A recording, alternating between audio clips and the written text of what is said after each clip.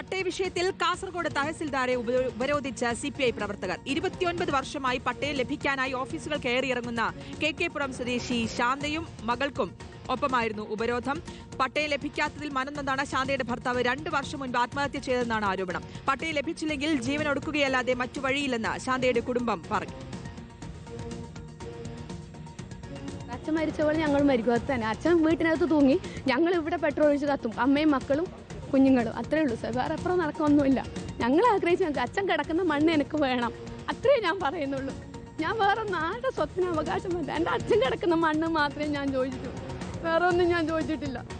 അതുകൊണ്ട് അച്ഛൻ കിടക്കുന്ന മണ്ണ് എനിക്ക് വേണം. അരുൺ പൂപ്പർമ്മയുടെ വിശദാംശങ്ങൾ നൽകാൻ. അരുൺ, ആ കുടുംബത്തിന്റെ അത്താണി, അവർ പറയുന്ന അച്ഛൻ മരിച്ചു, അച്ഛന്റെ ജീവൻ നഷ്ടപ്പെട്ടു, ഇനി അവരും മരിക്കണമോ എന്ന കാര്യമാണ് അവർ ചോദിക്കുന്നത്. എന്തുകൊണ്ടാണ് അവർക്ക് നീതി നിഷേധിക്കപ്പെടുന്നത്? ശ്രുതി, 29 വർഷമായി സർക്കാർ നൽകിയ 21 സെന്റ് ഭൂമിയിലാണ് ഈ കെ പുറം സ്വദേശിയായിട്ടുള്ള ശാന്തയും കുടുംബവും താമസിച്ചു വരുന്നത്. എന്നാൽ സർക്കാർ ഈ ഭൂമി കൈമാറിയെങ്കിലും ഇവർക്ക് ഇതുവരെ പട്ടയം നൽകിയിട്ടില്ല എന്നതാണ് ഏറ്റവും പ്രധാനപ്പെട്ട കാര്യം. ഇപ്പോൾ മകൾ പറഞ്ഞതുപോലെ 2 വർഷം മുമ്പാണ് ഇവരുടെ പിതാവ് ഗോപി ജീവനൊടുക്കിയത്, വീട്ടിൽ തന്നെ ജീവനൊടുക്കിയത്.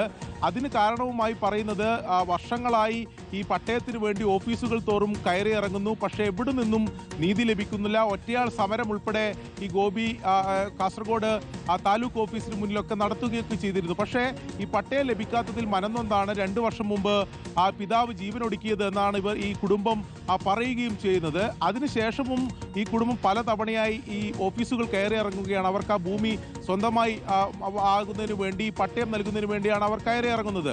ഇപ്പോഴും അതിന്റെ സാങ്കേതികമായ ചില തടസ്സങ്ങളാണ് ഉദ്യോഗസ്ഥർ പറഞ്ഞുകൊണ്ടിരിക്കുന്നത്.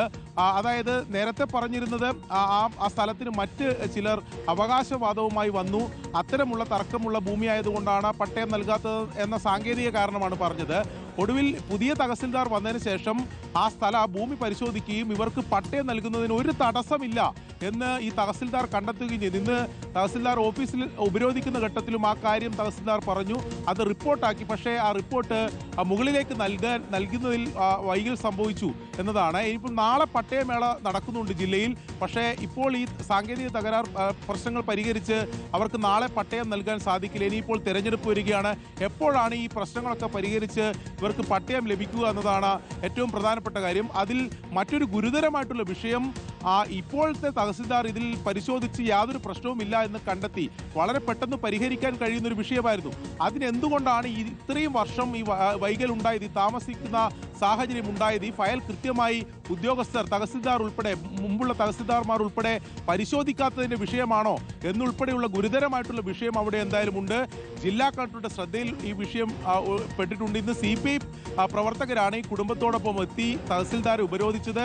തഹസിൽദാർ ജില്ലാ കളക്ടർ നേരിട്ട് അതിൽ ബന്ധപ്പെടുകയും അതിൽ റിപ്പോർട്ട് ആവശ്യപ്പെട്ടിട്ടുണ്ട്. നാളെ തന്നെ ഈ പ്രശ്നം പരിഹരിക്കുന്നതിന് വേണ്ടിയുള്ള ഇടപെടൽ ഉണ്ടാകുമെന്നാണ് അവർ പ്രതീക്ഷിക്കുന്നത്. ഒടുവിൽ അവിടെ നിന്ന് ആ തഹസിൽദാർ ഓഫീസിൽ നിന്ന് അവർ ഇറങ്ങിപ്പോകാൻ തയ്യാറായില്ല. പോലീസ് എത്തിയാണ് അവരെ അവിടെ നിന്ന് മാറ്റിയത്. ഇപ്പോൾ താൽക്കാലികമായി അവരുടെ ഈ പ്രതിഷേധമൊക്കെ അവസാനിച്ചിട്ടുണ്ടെങ്കിലും നാളെ പട്ടയമേള നടക്കുന്ന ഘട്ടത്തിൽ അവർക്ക് പട്ടയം ലഭിച്ചില്ലെങ്കിൽ CPI തന്നെ ഇത് രാഷ്ട്രീയമായിട്ടുള്ളത്. നമുക്കറിയാം, റവന്യൂ വകുപ്പ് ഭരിക്കുന്നത്, റവന്യൂ വകുപ്പിന് നിയന്ത്രിക്കുന്നതും CPIയുടെ മന്ത്രി തന്നെയാണ്. അവരുടെ വകുപ്പ് നിയന്ത്രിക്കുന്നത് അവർ തന്നെയാണ്. ഇത് സമരവുമായി, പ്രതിഷേധവുമായി വരുന്നത്. ഇത് സർക്കാരിന്റെ ഒരു പ്രശ്നമല്ല, ഇത് ഉദ്യോഗസ്ഥ തലത്തിൽ സംഭവിച്ചിട്ടുള്ള ഗുരുതരമായിട്ടുള്ള വീഴ്ചയാണെന്നാണ് CPIയും പറയുന്നത്. എന്തായാലും നാളെ പട്ടയമേള നടക്കുന്ന ഘട്ടത്തിൽ ഇവർക്ക് നീതി ലഭിച്ചില്ലെങ്കിൽ, പട്ടയം നൽകിയില്ലെങ്കിൽ വലിയ പ്രതിഷേധത്തിലേക്ക് രാഷ്ട്രീയമായി തന്നെ പോകും എന്നതാണ് CPI നേതൃത്വം ഉൾപ്പെടെ അറിയിച്ചിട്ടുള്ളത്. അതാണ്, CPI പ്രവർത്തകർ തന്നെയാണ് ഉപരോധവുമായി എത്തിയിരിക്കുന്നതെന്ന് കൂടിയാണ് ശ്രദ്ധേയമാകുന്നതൊപ്പം 29 വർഷമായി പട്ടയം ലഭിക്കാനായി ഓഫീസുകൾ കയറി ഇറങ്ങുകയാണ് ശാന്തയും മകളും.